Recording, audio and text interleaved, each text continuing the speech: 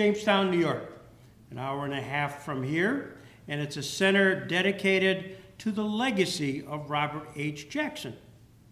And you walked in today to a courthouse, a federal courthouse, which is named Robert H. Jackson Federal Courthouse.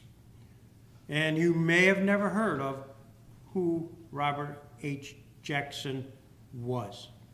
You got a book, I think, right? Everybody get a book by Gail Jarrow. It's written specifically for your age group, and the good news, you'll get through it. You'll actually pick it up and go through it, and you'll learn a lot about a Jamestown, New York, Western New York resident who became the first Justice of the Supreme Court. And in fact, he's an answer to a Jeopardy question.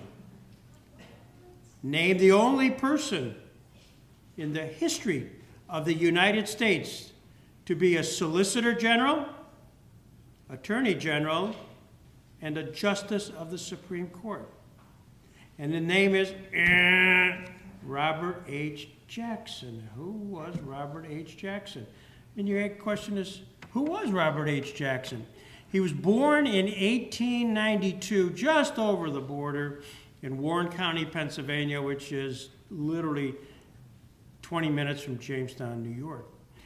And there he stayed until he was age 5, moved over to Chautauqua County, which is just south of here, which is where Jamestown is.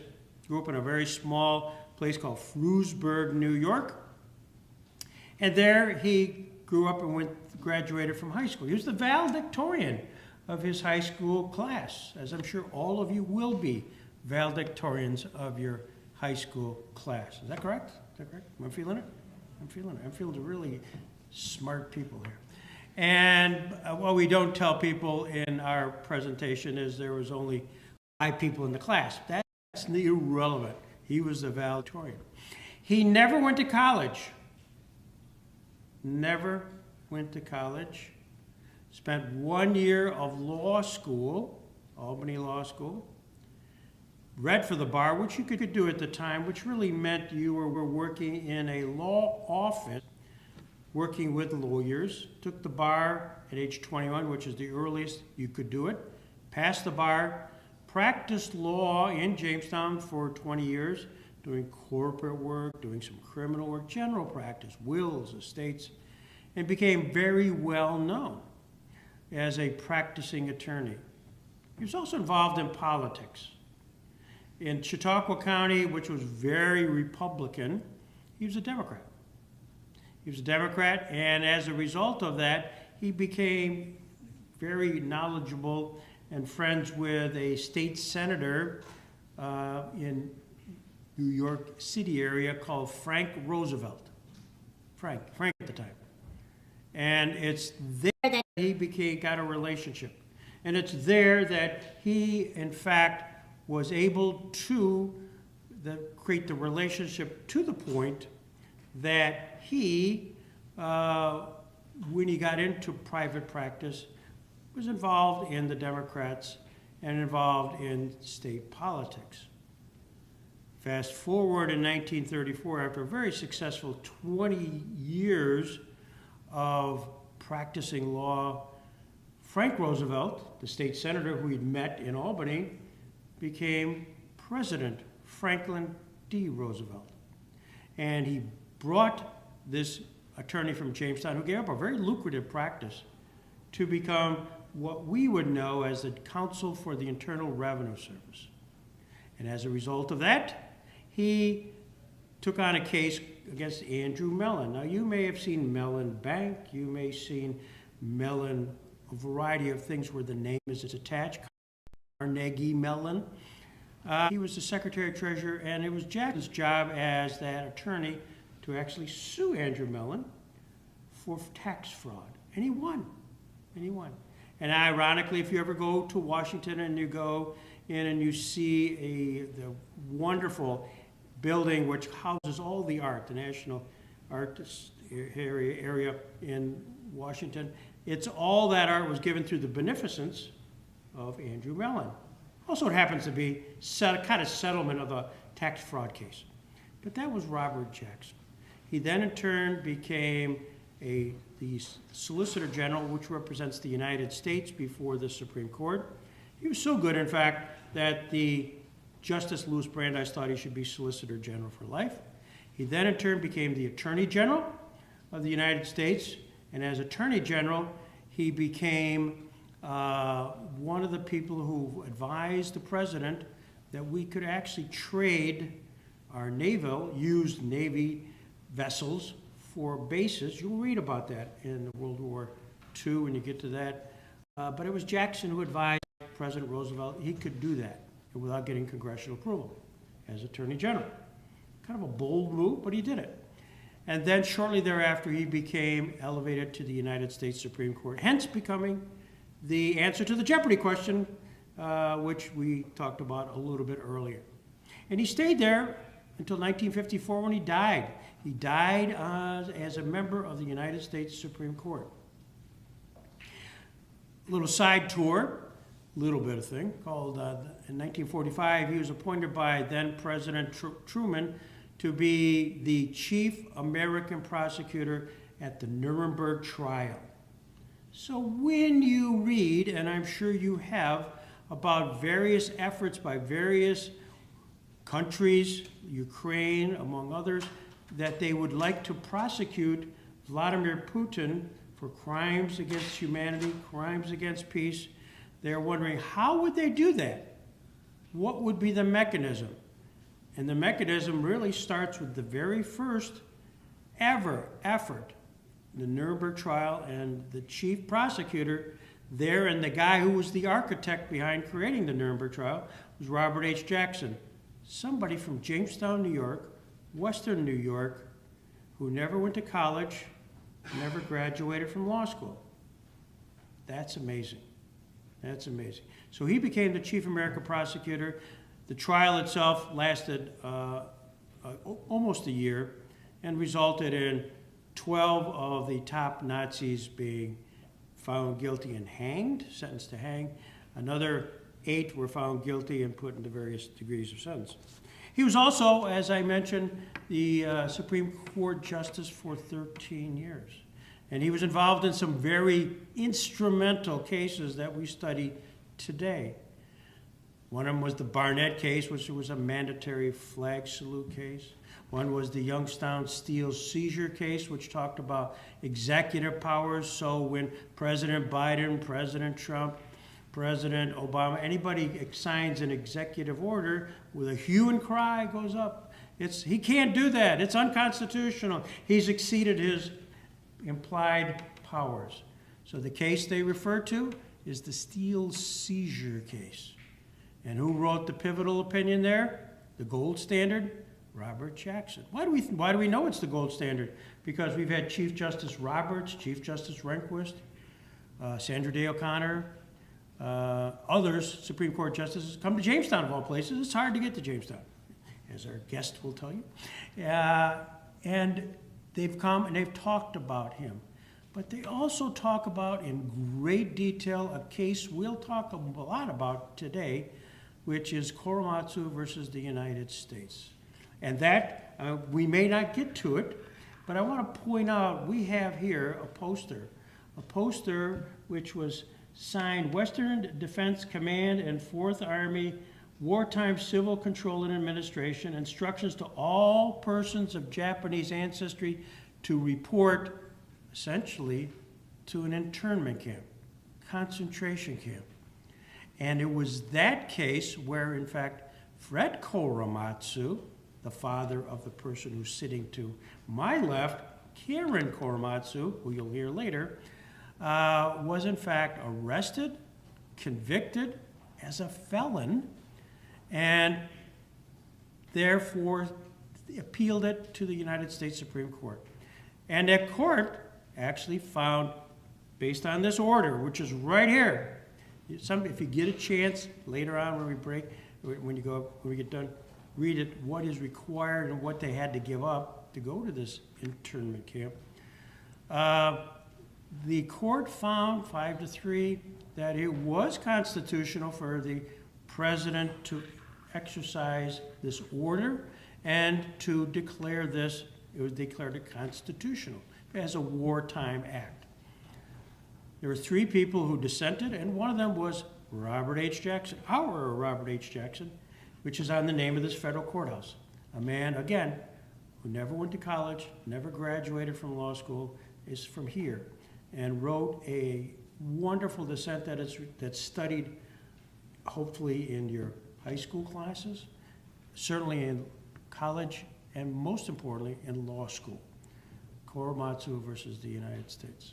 So Justice Jackson was a man of significance from this area, a man of such significance that the federal courthouse, when it was built, it was designated in honor and in legacy of its name. I'm privileged to be one of the co-founders of a center in Jamestown, which bears his name. And if you're ever down in the area and you go to the National Comedy Center and you go to Roger Tory Peters Institute, stop in. I think you'll find that of keen interest. I'm always privileged at this time of year. This is the 10th time we've had to do that. We've done this, not have to. We're privileged to do this in front of you students, to talk about things on Constitution Day. Again, you'll hear much more about this. Hopefully you refer to the program. Most importantly, pay close attention to Karen Korematsu, who'll be speaking shortly, and read the book. Read the book. I think you'll be justly proud of being coming from Western New York, and that Robert Jackson was also one of yours from here who had such a career that was honored by having his name put on this courthouse. I'm looking at the clock. It's 10:27, and in about 3 minutes, the court clerk will walk in. You'll be asked to rise, and that'll be the beginning of the program, and the Honorable William Scretany will start. Thank you for your apt attention. This is wonderful. To the teachers, congratulations for getting them to this quietude, and hopefully you'll maintain that for the next hour, as this will be an incredible moment in time. Thank you very much.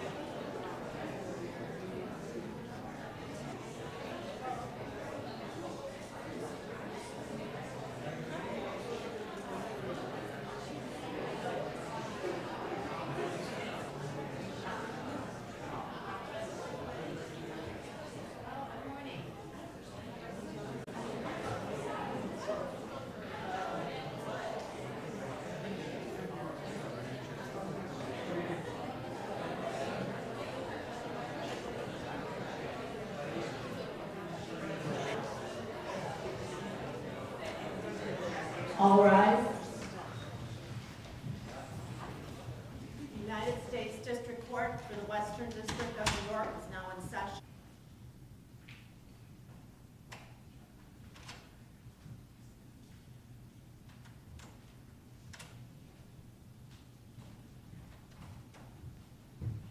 And second, one of the best audiences in advance that we've ever seen. So good morning to you all. Please have a seat. Start by wishing everybody a good morning. We had a really difficult time, some of you, to get here. On behalf of our court, the United States, the courthouse took about 17 years to complete from the start of the funding process until significant because we actually about 28 counties. So 4 senior federal judges here in the Western District of New York, and what that really means is that I'm kind of an old guy.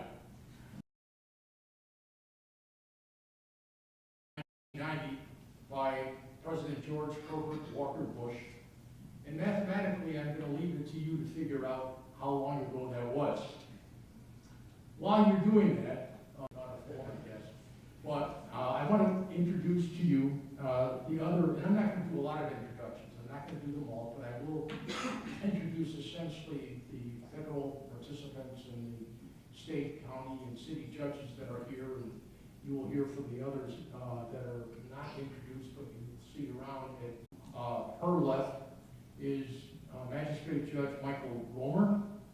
You can tell if they don't raise their hands that who they are because there's name cards in front of them. And to the right of me is Magistrate Judge Jeremiah McCarthy. He's here wearing his patriotic tie. It's not a clip-on, in case you're wondering. And he's a last-minute replacement for Judge Lawrence Pillardo, who is suffering from COVID today. So Judge McCarthy was the only one that we could afford from our budget. So he's here, and you're going to have to listen to him at some point. Now, we are very, very pleased to have with us from New York State an august array of prominent jurists. They told me to say that and kind of designate them that way because they made this special effort to be here this morning. You will get to know them and meet them and know them better when you are hosted by them at the luncheon tables this afternoon after the program. I want to start this way, please, with the associate.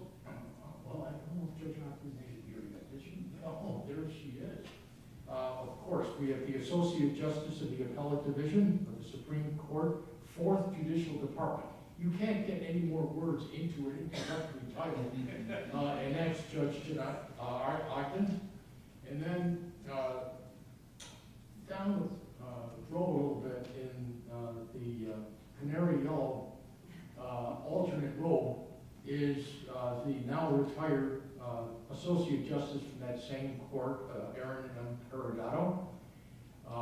We have from the State Supreme Court, 8th Judicial District, you have to keep these numbers straight because we'll test you on them later, is Justice Amy Martocci.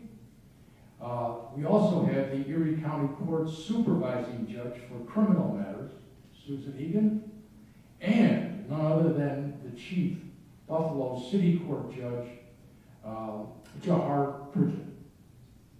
Okay, now that's our federal judiciary. We have also seated though, and you're wondering, well, who is that person? It's the last person in the first row. Who is that? Well, it's none other than Trini Ross, who's our United States Attorney for the Western District of New York. So on behalf of Chief Judge Wolford, myself, and all of the federal judges, I can now officially welcome you here to the Robert H. Jackson Courthouse. Justice Jackson, and you maybe heard this from Greg Peterson, lived right here in Buffalo, and he worked and practiced law right here, while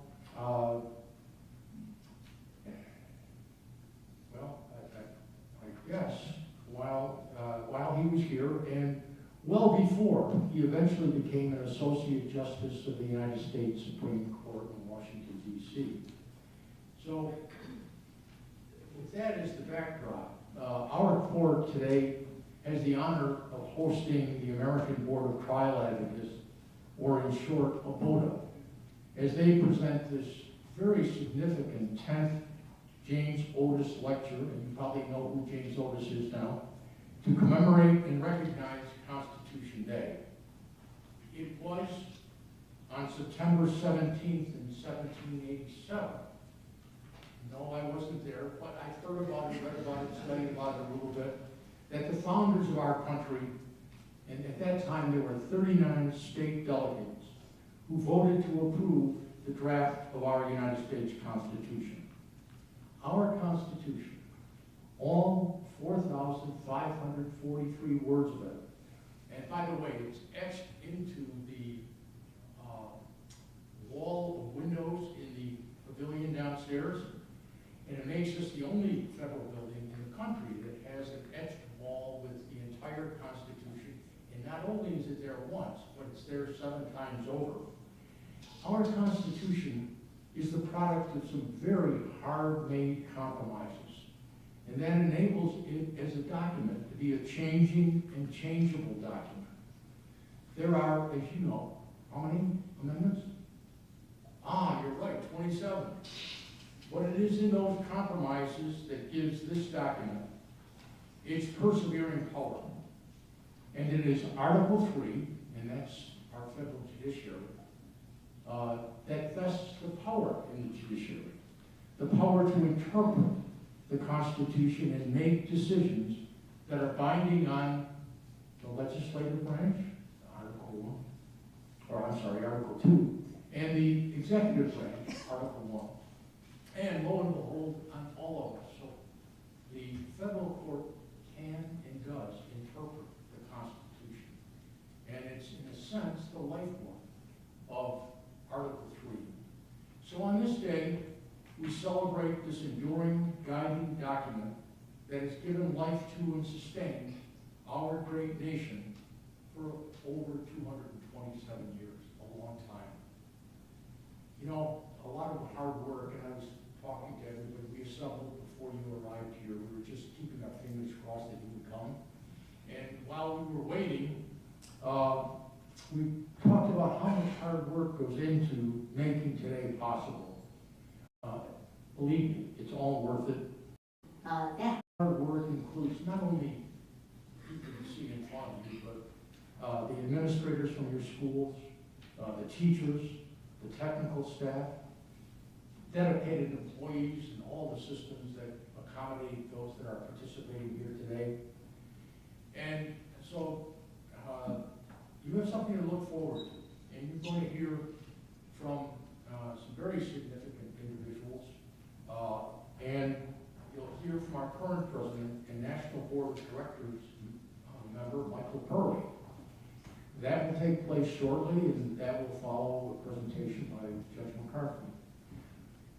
I personally am confident that I think this is a great experience. I don't think you're going to ever regret it.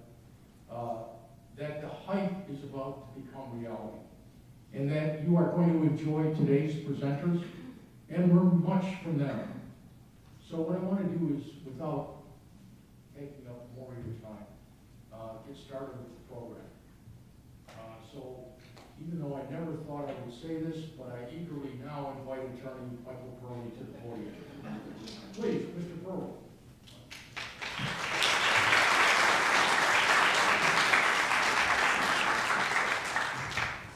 Okay, you want to, Judge McCarthy, receive, right?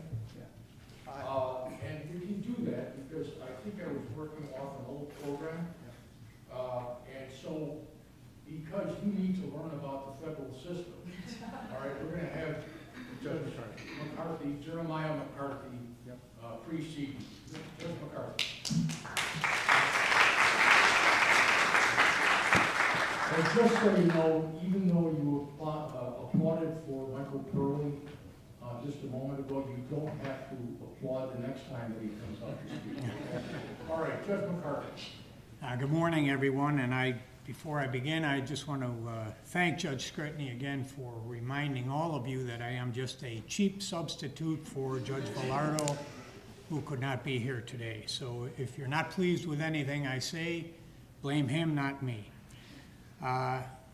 You have heard about the Korematsu case, and we're going to hear much more about that today. But I'd like to give you preliminarily a short tour of the federal court system that Fred Korematsu and defendants today all go through. For our purposes today, what is interesting is that Fred Korematsu was first convicted in a district court just like this one, only it was located in California.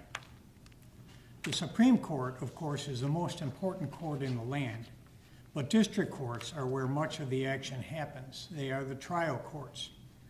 Federal trial judges are nominated and appointed for life by the President of the United States, subject to confirmation by the U.S. Senate. Because they have life tenure, federal judges cannot be removed merely because they decide a case in a way that some people or special interest groups or politicians may disagree with. Every day, people are arrested and then brought into this federal court for arraignment, hearings, and trials, just as Fred Korematsu was over 60 years ago. Fred was arrested on May 30th, 1942.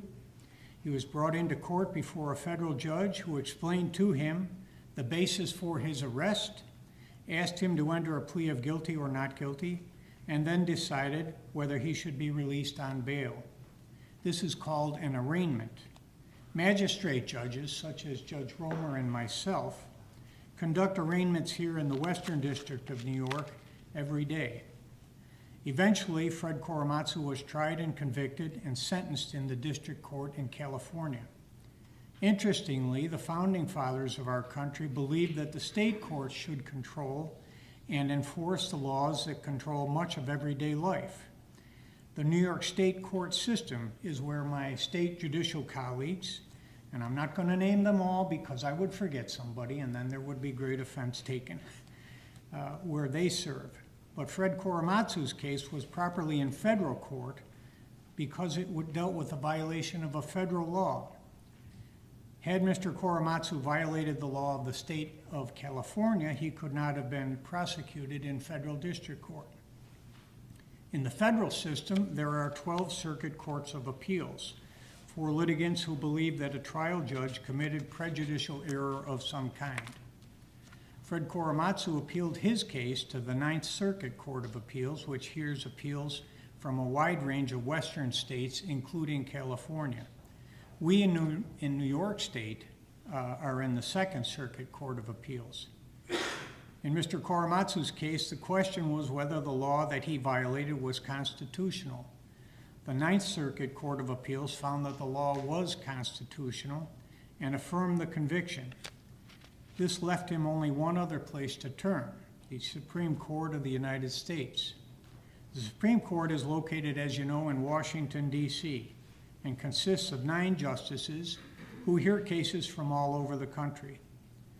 The majority rules on this court. 5 votes is all that is required to decide a case. Generally, the Supreme Court hears only about 100 cases each year, and they are usually the most important cases. Now, you know the outcome of Mr. Korematsu's case in the United States Supreme Court. He lost by a 6-3 vote. But you also know that Justice Jackson, for whom our courthouse is named, authored a famous dissent in that case. It was an eloquent denunciation of racial discrimination. So that is the 3-part federal system: district court, circuit or appellate court, and Supreme Court. I want to thank you for your attention thus far. And now I'd like to turn to Attorney Mike Purley of Abota. Mr. Purley will tell you about James Otis, after whom this lecture is named, and highlight for us some of the related contemporary issues to the Korematsu case, like profiling of non-citizens and stop and frisk laws, which will be discussed in our breakout sessions to follow. Thank you again.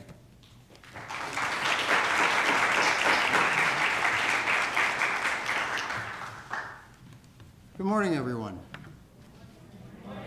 Good morning, everyone. Okay, thank you. On behalf of the Buffalo chapter of the American Board of Trial Advocates, I welcome you to the James Otis Lecture. As you know, James Otis was a pioneer in the concept of human rights. One of his most profound statements was that a man should be as secure in his home as a prince is in his castle. In the 18th century, there was a differentiation between nobles and commoners. And James Otis's statement crosses all of those lines. It is a great preface and introduction to what you're going to hear today, that all people should have the same rights. You do not get here by accident. You are selected. In some ways, you select yourselves. This program is really not designed for every student. It is designed for those who work hard, achieve well, and who will be the future leaders of our country. So I commend you on being here, and I think that you will enjoy today's programming. Before I introduce Professor Giammatteo, who I will now call John, I want to take a moment to welcome back Judge Scrutiny to the Otis Lecture. It is good to have you here. And welcome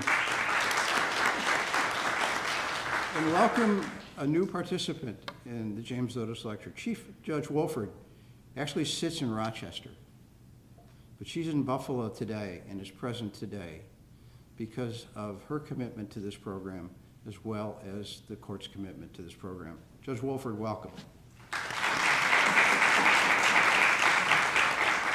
At this point, I would like to introduce to you our first speaker. John, I'm only going to try that name once. He knows I've had difficulty pronouncing it. Graduate of Yale Law School and is a professor at the University of Buffalo's Law School, where he teaches immigration law, among other things. John is the fifth in a line of UB law professors who have remained dedicated to our program. The mantra of our program is easy to join, hard to leave. And so far, the only way that any UB professor has left the Otis Lecture is to work at take a position in a different law school.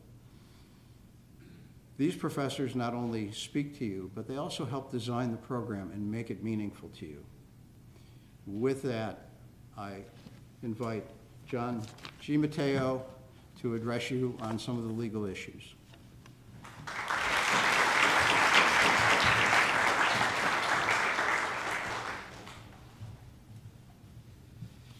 Morning, everyone. Morning. Thank you, Councilor Perley, for all the work that you and Abota have done in organizing this program. Thank you to the Robert H. Jackson Center.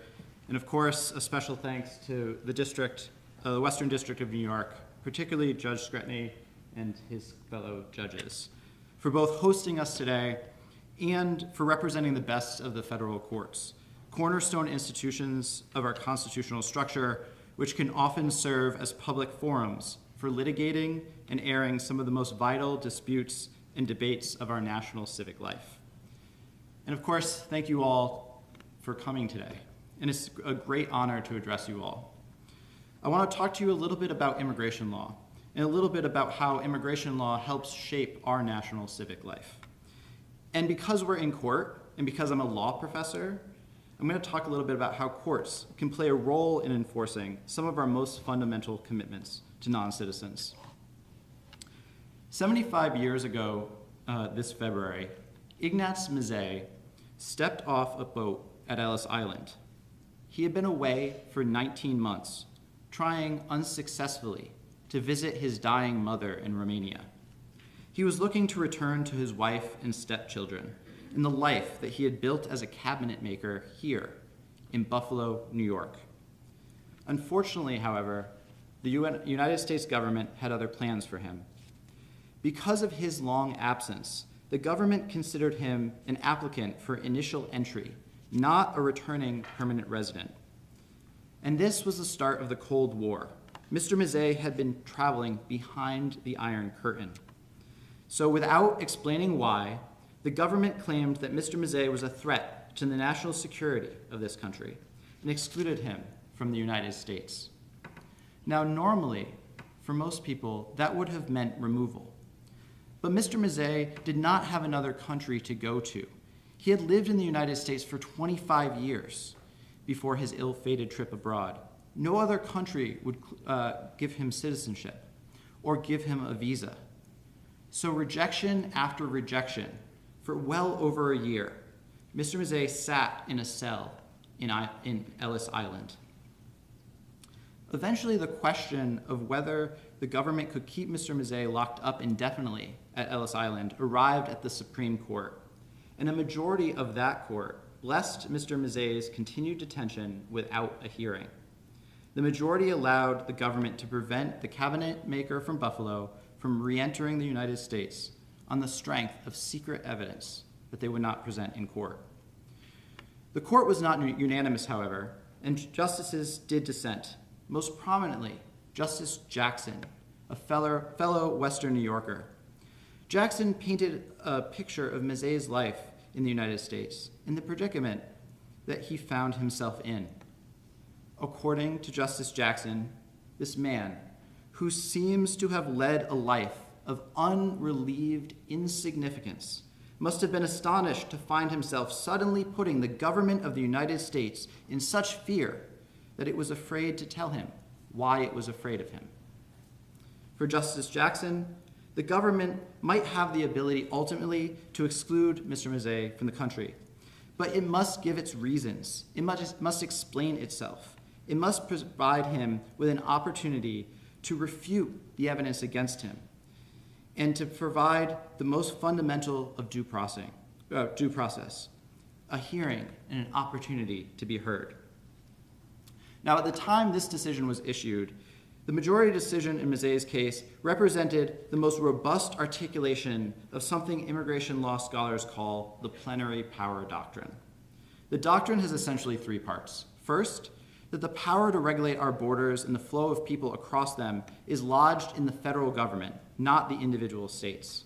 Second, that within the federal government, immigration is an inherent power tasked to the political branches. That means Congress and the president to control. And third, that federal courts, because of that political control, will only play a limited role in policing how those political actors use their immigration law authority. Plenary power therefore becomes part of a broader immigration exceptionalism, that we call it, within constitutional law. Under this conception, immigration is outside the functioning of normal constitutional law, looking in. Due process, equal protection, the First Amendment, fundamental commitments of our constitutional system may not always function for non-citizens in the way that they do for citizens. Under these doctrines, Congress and the executive can discriminate against non-citizens in ways they couldn't do for citizens. They can deprive non-citizens of rights seemingly guaranteed by the Constitution to all people within the physical territory of the United States, and deny them to non-citizens. Take due process. The Constitution provides a floor, and the federal government cannot deprive life, liberty, or property without adequate due process. Yet, the federal government regularly detains non-citizens indefinitely without providing any hearing. In Mazzei, the court said that this was okay, because whatever the procedure authorized by Congress is, it is due process as far as a non-citizen denied entry is concerned. If you're Mr. Mazzei, there's no right to a hearing, no right to challenge the evidence the government thinks it has on you, and limited opportunities to ever see the inside of a courtroom and to say that the government has wronged you. Now, immigration law helps shape the basic social fabric of our country. It helps answer fundamental questions about who is imagined to belong in the United States, who can claim rights, or who can become a citizen. It might be little surprise then that the harshest impacts of immigration law are often felt alongside other fault lines in American life: race, religion, political dissent. In other words, non-citizens are often perceived as others within constitutional law, or in the language of our immigration statutes, aliens. Indeed, the pedigree of plenary power generally and the exclusion of federal courts from immigration review owes not to some founding era sentiment. Rather, it came about in the 1880s as a xenophobic Congress moved to prevent Chinese migrant laborers from coming to the United States. The Supreme Court then justified the doctrine in prevailing racialized notions of the day. Chinese immigrants could not integrate because they weren't white. They were racialized others, and allowing them in, according to that Supreme Court majority, was akin to a slow-moving invasion of a foreign power. So the plenary power doctrine thus allows two moves. First, the political branches concerned with the majoritarian opinion of the day can scapegoat marginalized non-citizen communities and take away their rights. And second, the courts will largely hang back, perhaps expressing concerns, but not stepping in to hold the political branches to account. So I wish I could tell you that this was a thing of the past, that its origins in 1880s have gradually chipped away, and the plenary power is no more. But just yesterday, the United States Court of Appeals for the Eighth Circuit held that the government could detain a lawful permanent resident indefinitely pending removal without a hearing, and citing the plenary power doctrine. We're also in a moment where various members of the Supreme Court have expressed deep skepticism about the administrative state, of which immigration enforcement is part, and a concern for the court's role in protecting individual rights of those interacting with the administrative state. Yet the court has largely exempted immigration law from that project. In 2020, for instance, the Supreme Court held that a Sri Lankan Tamil asylum seeker had no right to judicial review of the denial of his asylum claim, even though he was within the territorial boundaries of the United States, and no matter how wrong the government got it when it was deciding his case. And of course, in 2018, the Supreme Court upheld the Trump administration's third attempt at the travel ban in Trump v. Hawaii. The case followed years of scapegoating of Muslim immigrants and a travel ban that prevented non-citizens from predominantly Muslim countries from coming to the United States, separating spouses, separating families, separating kids from their parents. Ultimately, the court upheld the order because it refused to look beyond the pretextual national security grounds that the government claims justified the decision, and refused to see the simmering racial and religious animus lurking underneath. The court refused to hold the government to account yet again. Now, there was an obvious precedent for the court's decision in Trump v. Hawaii, and that case was the Korematsu decision, which you guys have all learned about and will hear more about soon. But the majority went out of its way to try to avoid relying on Korematsu, and instead, it claimed to overrule it. Yet even at the time, Justice Sotomayor, by blindly accepting the government's misguided invitation to sanction of national security, the court redeploys the same dangerous logic underlying Korematsu and merely replaces, but where should we go? And it might seem strange to you that I'm focusing so much on the federal courts, given that it's enforcing in a discriminatory manner. But I would argue, in building a fairer and more just immigration system, it's essential that we put those federal constitutional rights back into the picture. Why? What are federal courts good for? Well, I think three things here. Demonized and scapegoated on the campaign trail and in political debates, and they typically do not wield influence in the halls of Congress, tenure, and salary protections to allow federal judges the independence to issue potentially unpopular decisions to protect the rights of those shut. Their independence makes them the branch that can enforce the rights of marginalized non-citizen communities, to hold to our constitutional and legal. Courts can force the government to give an accounting, to engage in reasoned decision-making, left to their own devices in illogical arguments, but forcing parties to submit their evidence to adversarial testing to establish the truth of the matter, and they can force the government to give an accounting of its decision-making. Indeed, in Mr. Mazet's case, a hearing actually did eventually matter. The Supreme Court, because of the press attention given Mr. Mazet's case and that of another non-citizen, Ellen Knopf. At his hearing, Mr. Mazet proved that in the United States, but he was just a man, unexceptional perhaps, looking to return to his family and the community that he had built in Ellis Island. The Attorney General finally version of the anonymity that he so desperately sought. So what are we to do? We live in perilous times with a type of fear and scapegoating that has fueled the plenary power, and we have the power to challenge and fight for better legal norms and to disrupt the ones that we don't like.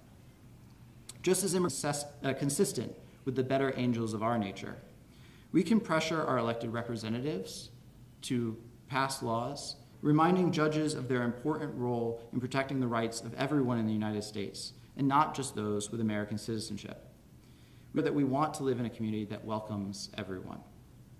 And we can recommit, as Justice Jackson called us to do, to especially when individuals face the full power of the United States government.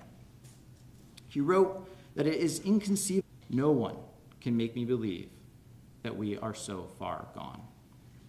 Thank you so much. I'm looking forward to hearing about all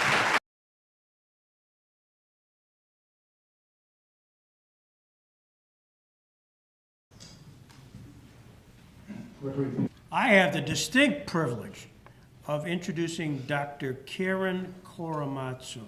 She's the real deal. In 2002, we were thrilled to have him there. And at that point, we had a crowd much at why he accepted the invitation in 2002, and he was pretty senior at that point, was his lawyer, which was remarkable. It kind of took us by surprise, but that's how he felt the connect to the case. But from this particular order, which we have here, led to a series of events of which Fred, they were close. She continues to be close to not only his image, but also his legacy, his daughter.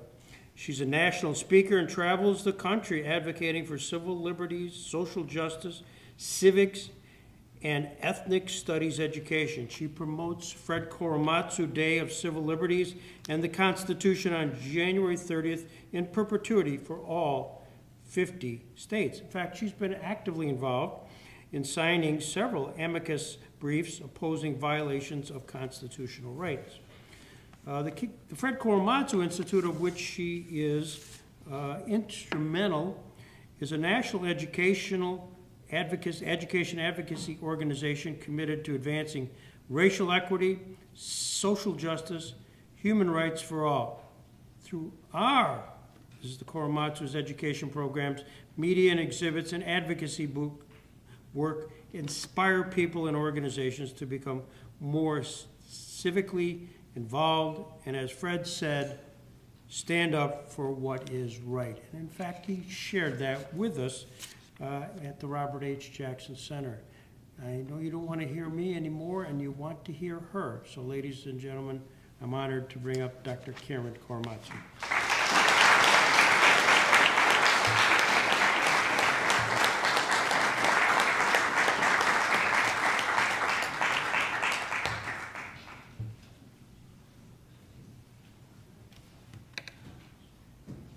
I'm short.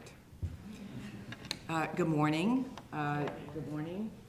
Thank you, Honorable Scrutiny and the court and all the judiciary here today. This is quite an event. I'm very impressed. I'm going to have to take this back to California and share it around. This is a wonderful opportunity. And for you students, it's great for you to be here. As Mr. Peterson said, you're future leaders. Also, Mr. Purley, I'm not sure where you are, but thank you also for hosting this wonderful event and having me here this morning. I have a very little time to talk about the legacy of my father, Fred Korematsu, but I will try. let's see, oh, good. All right. My father was born in Oakland, California, San Francisco Bay Area, so therefore he was an American citizen.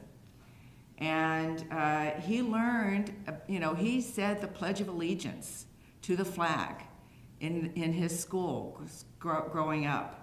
I mean, that meant a lot to him. I mean, because he even repeated that to me all those years later. And he carried on to attend a high school in Oakland, Castlemont High School, which you can tell by the architecture, it's very apropos. And he loved this building. But he was just like any other kid, like you guys. He was in sports. He was on the track team, the swim team. Liked to hang out with his friends. They had a little golf club that was outside the campus of the school, and he tried his hand at that, and just was trying to enjoy life. Oh, there he is. With that wonderful head of hair, my grandmother used to cut his hair until about middle of high school, and then he said to her that he saved some money and he wanted his hair cut by a real barber. And so he went into a little town next door to Oakland. Oakland was more of a major town, and the name of the town is San Leandro. And he was delivering some flowers also for my grandfather. He had a cut flower nursery business. But he went into this barber shop. It was just, back in those days, it was just one chair, a candy cane pole on the outside. And he started walking through the door. And this Caucasian barber says, "Hey, boy, what do you want?" And my dad said, "Well, I just want to get my hair cut." He said, "You get out of here. We don't cut hair of people like you. You go down to Chinatown and don't come back." And my father was stunned. He was by himself. He hadn't quite been treated like that before. I mean, he'd been teased, but certainly not to that degree of outright, racism. And he never said anything to his parents, to any of his friends. And then in the summertime, when we was back in San Leandro, a little friendly San Leandro, he was delivering some flowers and wanted something to eat. So he started going into a diner, just back in those days, just a counter with stools, cook behind the counter. And the cook says to my dad, "Hey, what do you want?" And my dad says, "Well, I just want something to eat." "You get out of here. We don't serve people like you. You go down to Chinatown and don't come back." Well, what's the message here? You don't belong. So he internalized all that kind of treatment. Again, he never said anything, to his parents or to any of his friends. This is a picture of my father. He's standing in front of my grandparents. This is the cut flower nursery that my grandfather created. He came over to Japan about 1905. And what our government does is they go into countries like they did this to China to recruit cheap labor. The Chinese are the ones that built our railroad. And so at the turn of the century, Japan was very poor, the economy. So the government recruited people from the 5 prefectures of Japan, meaning counties that were heavily agricultural. And, it was like, come to America, a land of opportunity, and then we'll, treat you like a slave. But my grandfather first had a contract to go to Kauai to work in those sugarcane fields, and those conditions were so bad that he left to go to San Francisco. So my grandfather was able to buy land before the Alien Land Law took into effect on August 10th, 1913. After that time, if you were an immigrant, you couldn't buy land. And so he built this house and flower nurseries there. And the Japanese families were very proud people. They would take photos of their families and their businesses and send them back to Japan and show everyone how well they were doing. And so with this picture that I always hated, December 7th, 1941, my teacher elementary teacher would throw up this picture and show it in class, and she would say, "The Japanese are very bad people. They bombed Pearl Harbor. They killed over 2,000 servicemen, and that was the end of the story. There was no further discussion. So I experienced the racism and the bullying at an early age. It was my fault for the bombing of Pearl Harbor. My classmates would say, they would tease me on the playground and in riding on a bus. Go back to where you came from. You don't belong here. And we now keep hearing those kinds of messages. So words matter, and what you say matters. And when you hear someone say something that's that mean, speak up and have the integrity to know that that's wrong. If we don't start speaking up ourselves, then we're not going to be able to make that kind of change. And so, of course, with the bombing of Pearl Harbor, my father couldn't believe it because, he knew that, there's been an invasion in China from the Japanese, and he was worried that they might do something in America, and certainly they did.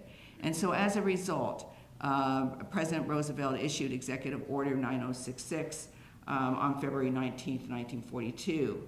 And the man there that's pointing to that picture of kind of go home and the Japs get out of here. That's the kind of notice that was going up all over America. And but this executive order at first only gave the military the authority to forcibly remove anyone of Japanese ancestry. So President Roosevelt was very cagey and didn't include that in that document.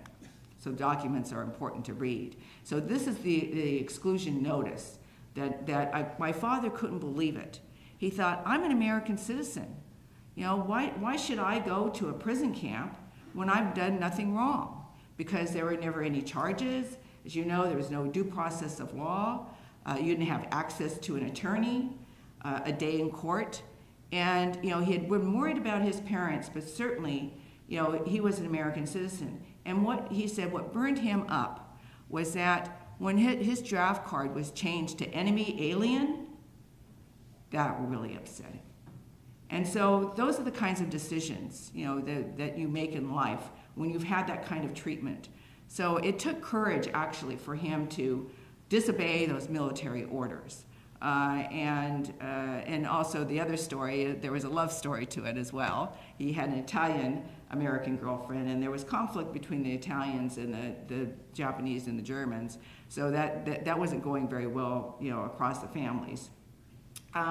But still, he changed his name to a Spanish Hawaiian made-up name. We don't even know where that came from. And moved into Chinatown area because the Chinese certainly weren't being forcibly to be removed.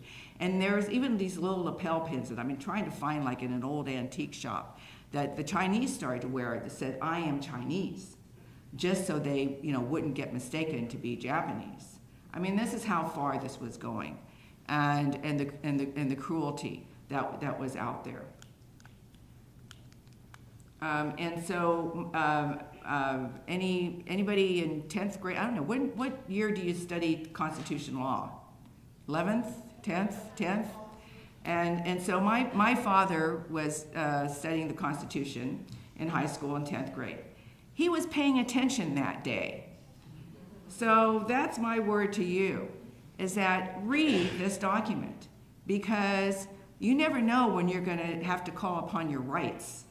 He was an American citizen, and so that meant a lot to him, and he remembered that. He was 23 years old when all of this was happening, so that's a long time, a few years from high school. But that's how much he believed in this country, and it really hurt him that our government was doing this to American citizens. Oh, I guess that's going into the, sorry, this thing is, going into the 4th and 14th Amendment, but which is also about due process in our rights. And so then everyone had to report to first these detention assembly prison centers. The picture on the left is actually a racetrack. It's Tanforan racetrack that's in the San Francisco Bay Area. And because the military didn't know what to do, they just found these racetracks, and they whitewashed the horse stalls. and put a iron cot in there and an iron blanket. And that's how people had to live for 3 or 4 months before they were sent off to one of the other 10 permanent incarceration camps. So this is Topaz in Utah. And I just visited there for the very first time. I was the keynote speaker to the Topaz pilgrimage, and especially the Japanese Americans like to have these pilgrimages that brings people together and to tell the next generation about what happened at that time. And it was such an emotional experience because I stood where my father and his family were, out in the middle of nowhere in this desert area of Utah. I mean, the government just, they a lot of times built these incarceration camps on Indian tribal land and moved them off. And if you read about Gila River and Poston incarceration camps in Arizona, they just actually moved out all of the tribes and built these barracks. And that's not the way you treat people in this country. Okay.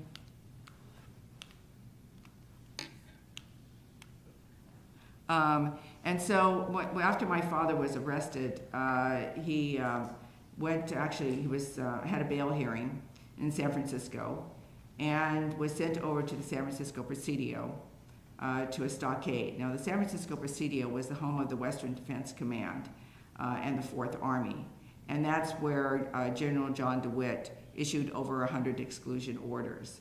And it was, after that, then that's when he was sent over to Tanforan. And when he got there to the racetrack, the men decided to have a meeting, and they didn't include, my father, the community men, the Japanese Americans, to decide whether or not my father should carry on fighting his case. And so my father's oldest brother came out, and my dad said, well, what was the decision? And he said, Fred, we don't want you to carry on fighting your case because some harm might come to us. And so he was ostracized and vilified from day one, from 1942 and onwards. But my father believed when after Mr. Bessick of the American Civil Liberties Union had visited him in jail in San Francisco to ask whether or not my father would be willing to be a test case because he felt was unconstitutional. My father and Mr. Bessick said, if need be, we'll take it all the way to the Supreme Court because, as you heard earlier, this was a federal offense. And my father thought for sure by the time that it reached the Supreme Court that the Supreme Court would see was unconstitutional. So he was so totally disappointed when the decision was still against him. But, as was said, that, Justice Jackson was one of the dissenting opinions. And he said the court for all time has validated the principle of racial discrimination. And he also said, in reference to my father's case, that this lies around like a loaded weapon, ready for anyone to pick up and use with a plausible cause. Well, after 9/11, 2001, that's exactly what the Bush administration did. They cited Korematsu versus the United States as a possible reason to round up Arab and Muslim Americans and put them in American concentration camps. So, when are we going to learn from our history? Fast forward. This is a family photo. My father now with a buzz haircut, and my mother, who was born in South Carolina. That's another story. I'm standing in the back after a long summer of water skiing in Lake Berryessa in California, so people thought I was indigenous. And my baby brother, who is 4 years younger. And I was 16 years old in high school. And there was nothing in our textbooks, not a word, not a peep, about the Japanese American incarceration. And our social studies teacher decided to have each of my classmates, there was 35 of us, to read a paperback book about someone or something in U.S. history. And I don't remember what mine was, but there was my friend Maya, who was Japanese American, third generation like me, and there was 2,500 kids in my high school. Was not this diversified as I'm looking out at this audience. And there's only 6 Asian Americans total. and maybe 2 African Americans, and that was it. And so when it was Maya's turn to get up in front of the class and give her oral book report, her book was called Concentration Camps USA. Oh, that sounds interesting. I thought the concentration camps were only in Europe. And so I kind of perked up, and it was my friend Maya, so I was listening to her, not falling asleep. And then she went on to describe the Japanese American. They called it internment in those days. They had a lot of euphemisms like evacuation. Well, you know, we all know what evacuation is. 5-year-olds can tell me what evacuation is to be removed for your own safety. You know, Japanese Americans were forcibly removed. And then she goes on to describe the deplorable conditions. And then she says, but there was this one man who resisted the military orders, and it ended up to be a landmark Supreme Court case called Korematsu versus the United States. Oh, that's my name. And I have 34 pairs of eyes turning around looking at me, and I'm shrugging my shoulders because she didn't say Fred, so my thoughts were, it's some black sheep of the family. You know, my father had 3 brothers, and the oldest one didn't turn out to be such a shining light after all. So, you know, and as you can, you know, as you're in class, I mean, some days you just kind of, your eyes just kind of glaze over, and you're just kind of a little kind of tuned out, even though you're trying to pay attention, I know. But I didn't hear anything else. And fortunately, it was the last class of the day. And I said to my friend Maya, what's this about? She says, well, this is about your dad. I said, no way. Somebody would have told me, and I, you know, of course, tried to run home and confront my mother. And I burst through the door and tell her what happened. And she just says quietly, yes, this is about your father. Are there any papers? No, she said. And I said, well, what's this about? You'll have to wait until he gets home to ask him. You know, those standard answers you get from time to time. And he worked 2 jobs, so it was 8 o'clock at night by the time he arrived home. And I calmed down a little bit. And I was telling him what I learned that day in school. And he just simply said, it happened a long time ago, and what he did he thought was right, and the government was wrong. That clear and simple. And it was like somebody just sucked me in the stomach, and I couldn't ask him any more questions. I was very close to my daddy. But I did ask him if he could vote, because voting, I think it was near that time, and voting was very important to my parents. And they would study the ballot and sometimes would even volunteer at the polls. So, you know, when you get to that age where you can register to vote, please do. But above all, be, you know, civically responsible and know the issues, and encourage your parents. Make sure they're registered and they vote, and, you know, and help others, elderly people like me, you know, that can get to the ballot boxes. You know, it's important that we all participate in America and what it means. I mean, it's our greatest privilege. I travel around the world, and countries, you know, that have problems with their elections, I mean, they look at us and think, what's wrong with you people? Because we don't have the majority of people voting in this country like we should. I mean, all these judges can tell you that. And then fast forward, in 1982, because of the Freedom of Information Act, and actually President Carter had sanctioned a War Relocation Authority research committee. It was about how the Japanese Americans were treated in the camps during World War II. And it was Professor Irons, who's the man with the beard in the front wearing the glasses, and next to my father. And he and another researcher in Washington, D.C., Aiko Yoshinaga, found the evidence that proved there is no military necessity for the Japanese Americans to be forcibly removed from their homes. Now, the evidence that he found was not even in kind of American citizen files. They were in like alien and immigration files. And when he found this box, on the top of this box, it's like somebody left it there on purpose. because it's a big, huge box, and it was all dusty and cut and tied up with rope. Nobody had looked at it for, 39 years and or more. And it was a paper that was to the Department of Justice that said, "We are lying to the Supreme Court." Hello. That's, irresponsible and illegal. The Supreme Court at the time, or the Department of Justice at the time, also withheld evidence and altered evidence. So, on that basis, because my father had served his probation service, they were able to reopen up his Supreme Court case, and you may have studied Gorin Hirbashi and Menyasui. If you studied Endo, who I like to also point out, because she had a habeas corpus case.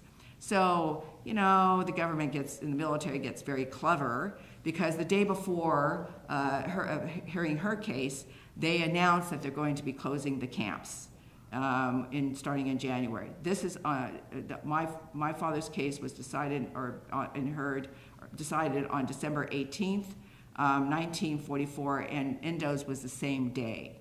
So it was really kind of interesting, even when I started doing research, because I would read something like Endo Korematsu, and I thought, who's Endo? I just couldn't figure that out. But it's because those two cases were heard on the same day.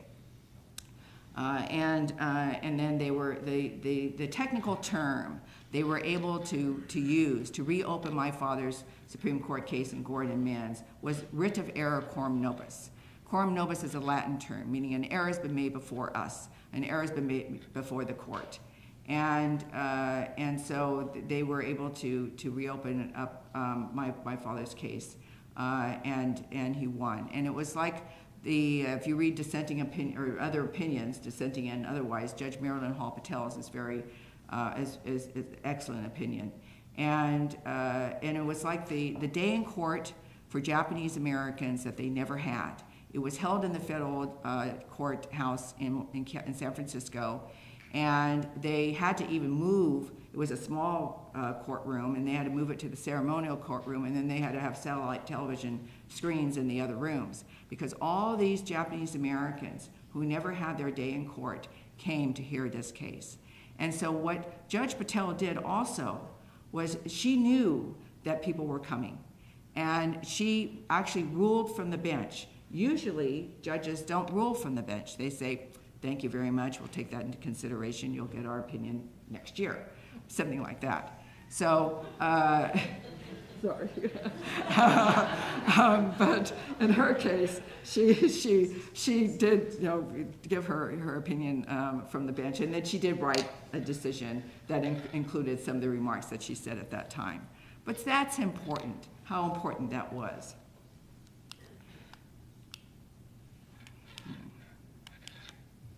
Oh boy, I'm not having a very good time with clickers, am I? There we go. Okay.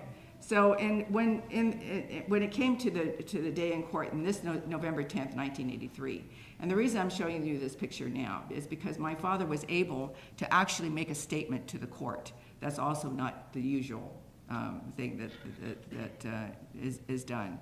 And he said, this is the horse stalls at Tan Foran Detention Prison Center in the Bay Area, San Francisco Bay Area. And he said, horse stalls are for horses, not for human habitation.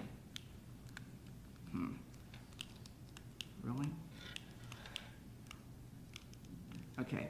Then he made a statement, and you can read this, but he says, as long as my record stands in federal court, any American citizen can be held in prison or concentration camps without a trial or hearing. That is, if they look like the enemy of our country. Therefore, I would like to see the government, sorry, I can't read that, admit that they were wrong and do something about it, and so this will never happen again to any American citizen of any race, creed, or color. And I actually was sitting next to my daddy when he was writing that. Oh, now you do that. Gee whiz. Okay, never mind. It was actually showing the signing of the Civil Liberties Act of 1988. It's interesting because because also my father was ostracized and vilified in 1982, 83, when they were going to reopen up his case, because the community, Japanese American community, said to him, Fred, if you reopen up your case and you lose, then you're going to hurt our chances to have redress and reparations. But you know, my father never listened, but he was never bitter or angry. That's what I want you to remember. He was never bitter or angry. He never said a bad word against anyone. He treated everyone like he wanted to be treated. You know, that to me, that says something about him. I mean, yes, he might have got annoyed if I didn't want to practice my clarinet, but you know, he was a daddy. And then I didn't even learn until years later that he worked 2 jobs so that, you know, my brother and I could have music lessons and I could have dance lessons and the things that parents do, you know, to make the lives of their children better. So appreciate what your parents do and say thank you. But for my father's work and helping also to lobby for the Civil Liberties Act of 1988, he received the Presidential Medal of Freedom from President Clinton in 1998. And this is the highest honor that you can receive, civilian honor that you can receive in this country. And when he received these types of honors, and I'm fortunate, you know, fortunately he was alive and was able to enjoy this, but he always received these awards on behalf of all the Japanese Americans that were incarcerated, especially his parents.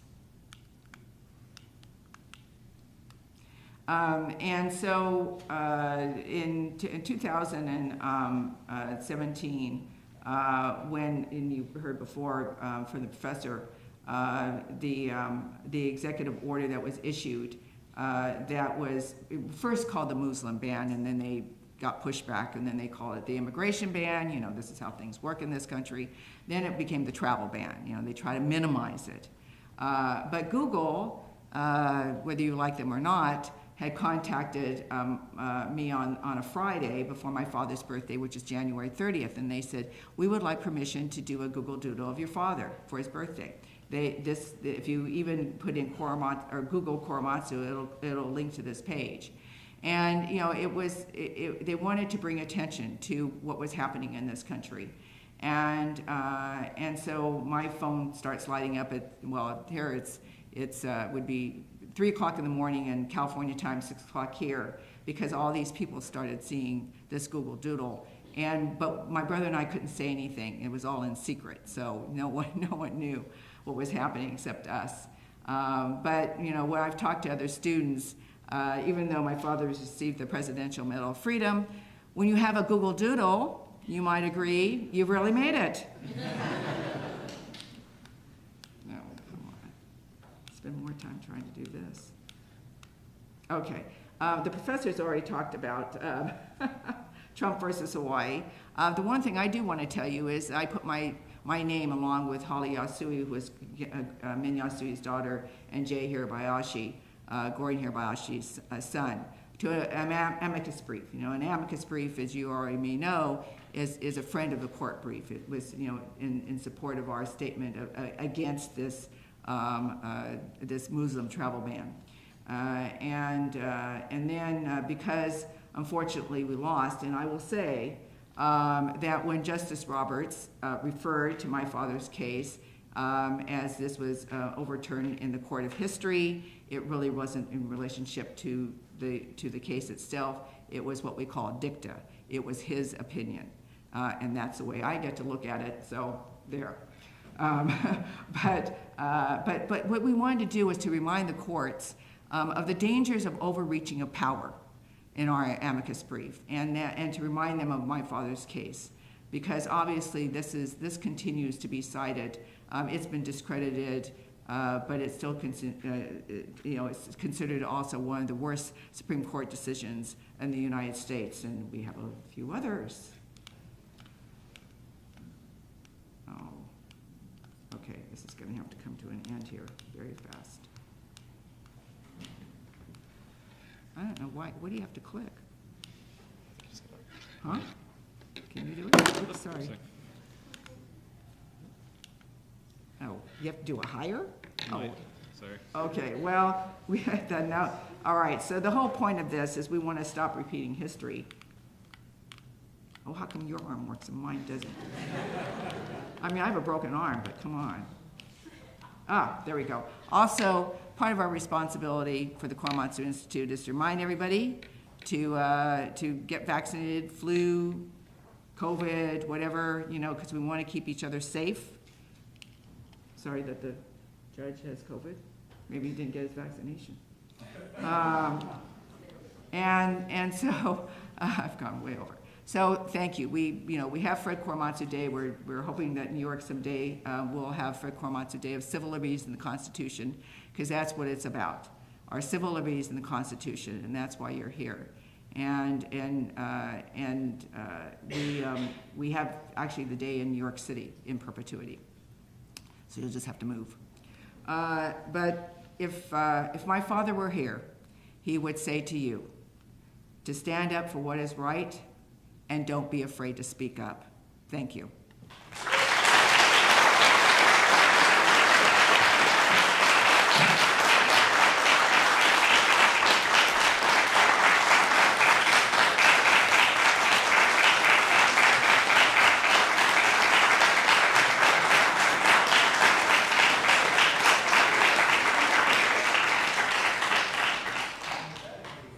I think that reception really says it all here. So thank you very much for being here. I first want to thank Professor John G. Mateo for his comprehensive and thought-provoking remarks that referenced and highlighted, I think, the checks and balances inherent in our constitutional system of government. Thank you so much for being with us and for those thoughtful remarks.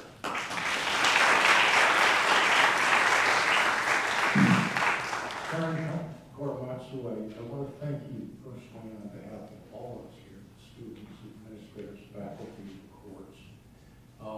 We're coming here from San Francisco to be with us. That's no easy task, I know. And what you did was deliver, I think, a very inspirational message in a very informal way to all of us, to make us realize that we need to step up and have the courage to have our voices heard. We can't all be like your dad and have the consequences of the courageous actions that he exhibited make their way to the United States Supreme Court. And that takes an exceptional person and an exceptional set of circumstances. But please, I hope that all of us, message-wise, keep in mind the words of Mother Teresa, who once said that, well, we may not be able to do great things all the time, but we can do the little things all the time greatly. And I think that should be inspirational to all of us, because it gets discouraging sometimes to think that the consequences of our actions maybe don't mean a lot, but yes, they do. Doing those little things greatly have enormous consequences, especially if a lot of people do a lot of little things greatly. And finally, I want to take the liberty to speak on behalf of my colleague judges this morning. And it's a difficult thing to do. There's a lot of consequences, some good and bad, doing that sometimes. But we judges at every level, federal, state, and local, want you to know something. We want you to know that we, as members of the judiciary, are honored to be given the opportunity to serve the young and the old, those of every race, color, and creed that Karen mentioned, in a manner that honors and respects the United States Constitution, and ultimately to provide the full and fair administration of justice to everyone in this community here in Western New York and in this great nation, the United States of America. Thank you. I hope you enjoyed the presentation. I hope you've learned a little bit of something. Thank you all for being here. I know it was an investment of your time, but without the judges, without the representatives of the Bar Association and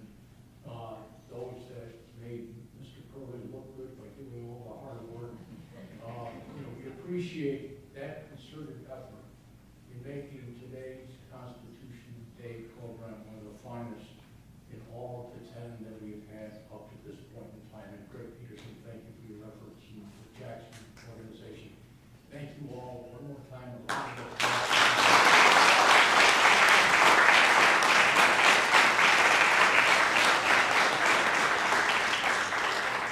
Okay, I know you all came for today, not only to hear, but to eat. So